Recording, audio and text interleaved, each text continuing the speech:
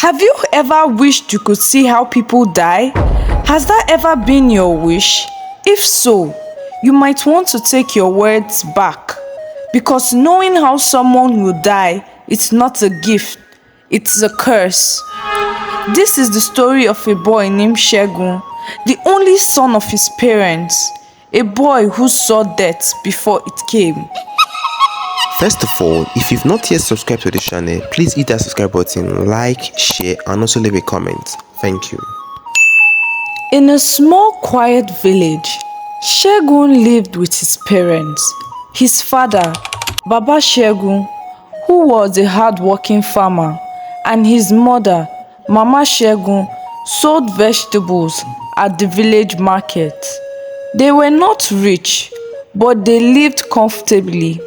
Their home was a simple mud house with a thatched roof surrounded by plantain trees and a small garden where Mama Seun grew pepper and tomatoes.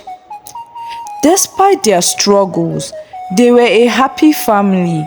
In the evenings, after Baba Seun returned from the farm, they would all sit outside, eating roasted corns and telling stories.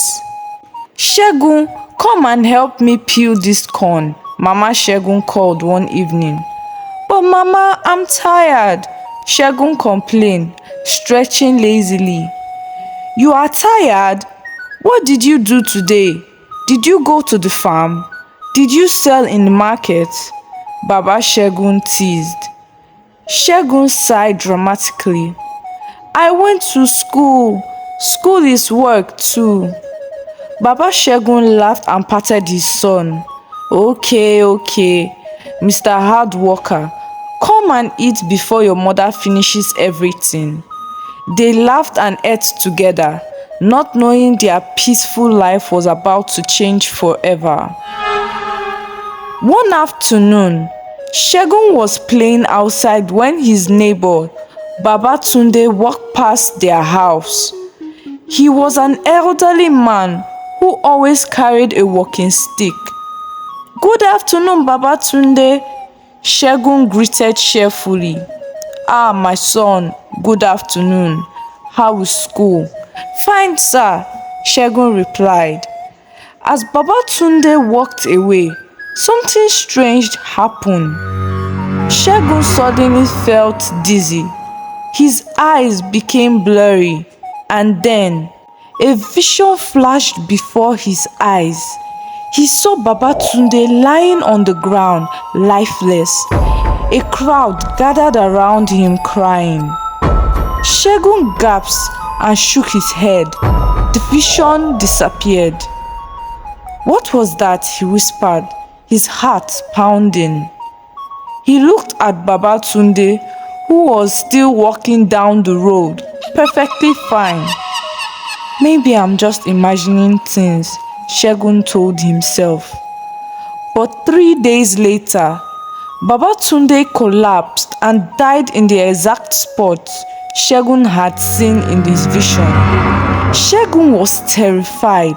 He ran to his mother in the kitchen. "Mama, Mama," he called. "What is it, Seun? Why are you sweating?" "Mama, I saw it. I saw Baba Tunde die before it happened." Mama Seun frowned. "What do you mean?" "3 days ago, I saw a vision of him falling down and dying, and today it happened." Mama Seun's face darkened. She grabbed his arms and whispered, "Seun, don't ever say that again." "But Mama, it's true." She shook her head. "No, it is an abomination. Do you hear me? Don't say such things again." Seun looked down, confused and scared.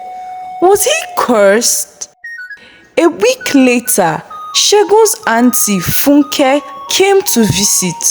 She was Mama Seun's younger sister, full of life and laughter.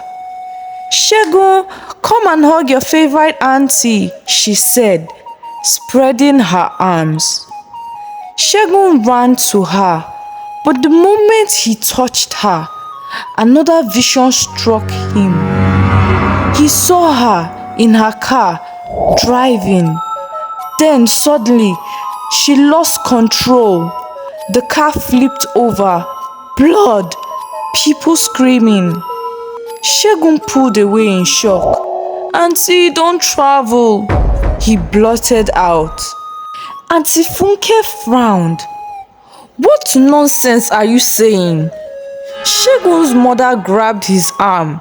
"Segun, go inside." "But Mama, go inside now." Segun walked away, his heart heavy. Later, Auntie Funke confronted Mama Segun. "What is wrong with your son? What nonsense was he saying?" Mama Segun sighed. "Funke, I'm sorry. He's been acting strangely. Please don't mind him." Auntie Funke shook her head angrily and left. Days later, she returned, calmer. "Sister, about what Segun said, I've been thinking about it." Mama Segun took her hand. "Funke, forget about it. He's just a child." They reconciled. But as Auntie Funke drove away, it happened just as Segun had seen. Her car lost control and crashed. She died on the spot. When the news reached Mama Segun, she fainted. That night, Segun sat silently while his parents stared at him. Baba Segun finally spoke. "Segun, tell us the truth. What is happening to you?" Tears filled Segun's eyes. "I don't know, Baba. I just see it. I see how people will die." His mother covered her mouth in shock. "Oh my God!" Baba Segun sighed deeply. "Segun, from now on, tell us everything you see. Do you understand?" Segun nodded, afraid. At school, Segun was lost in thought. His best friend, Toby, nudged him. "Why are you quiet?" "Nothing," Segun muttered. Just then, the teacher walked in. "Students, we have 2 excursions this month. One to the zoo and one to the museum." The class cheered. But suddenly, Segun froze. A vision hit him. He saw the school bus filled with students. A terrible crash, bodies everywhere. Segun jumped. "No, no, no, no!" The teacher frowned. "Segun, what is wrong with you?" Segun shook his head.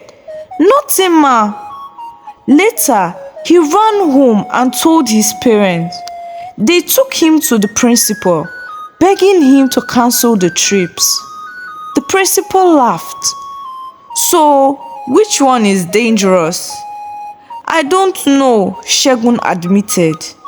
The principal shook his head. "Nonsense! This boy is spreading fear. If he does this again, I'll expel him." The first trip happened.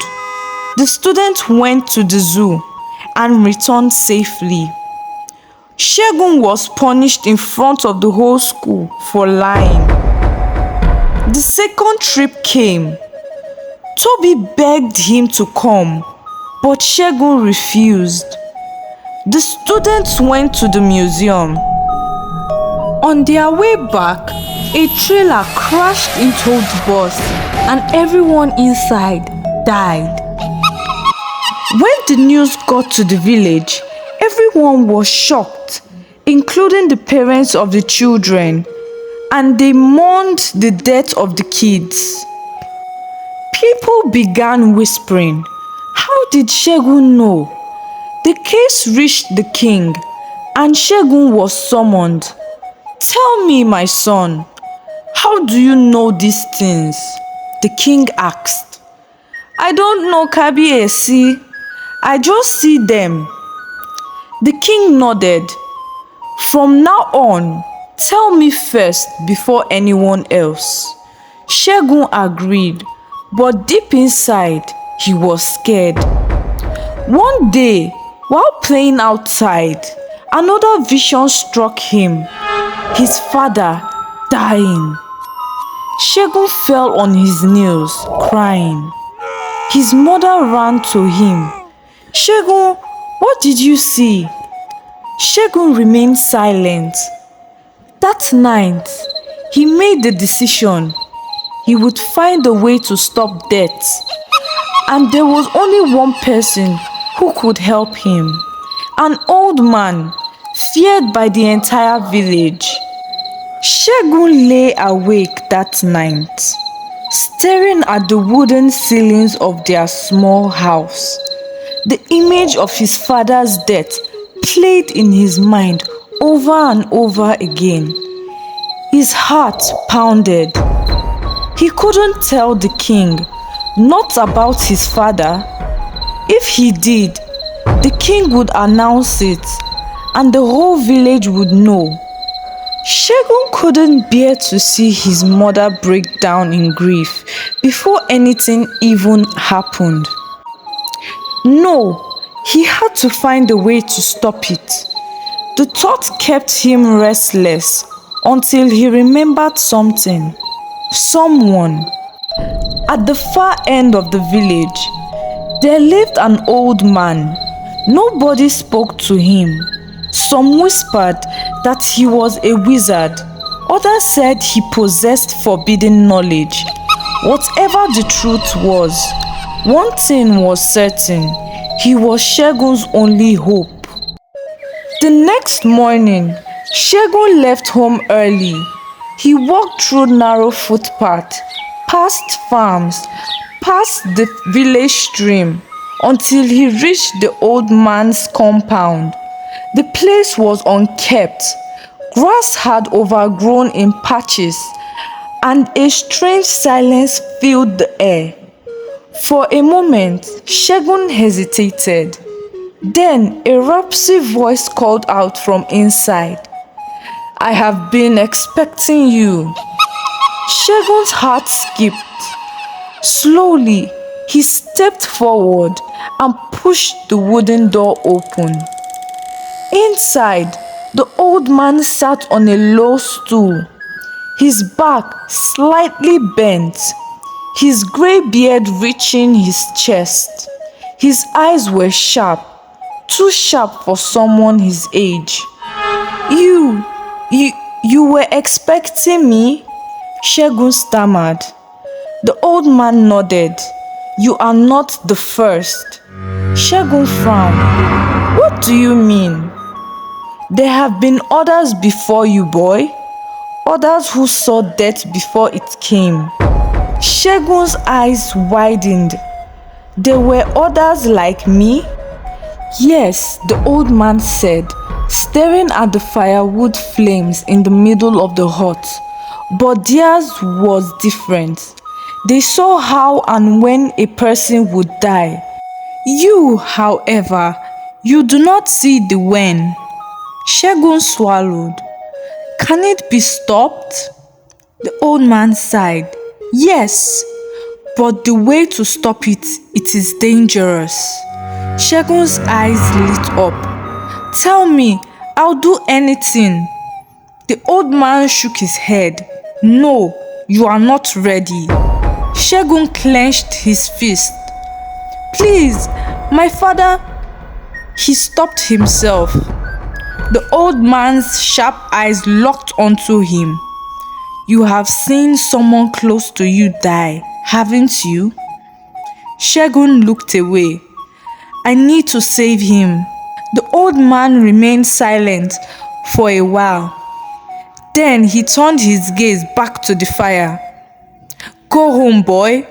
Forget this part. Some things are better left alone." Segun's chest tightened. Anger bubbled inside him. "Why won't you help me?" he shouted. The old man did not answer. Segun stormed out of the hut, his mind racing. If the old man wouldn't help him willingly, he would find another way to make him talk. And that was where everything changed. There will be an interesting part 2 to this story. Please hit the subscribe button and turn on the notification bell to get notified when it is released. Thank you for watching and see you soon.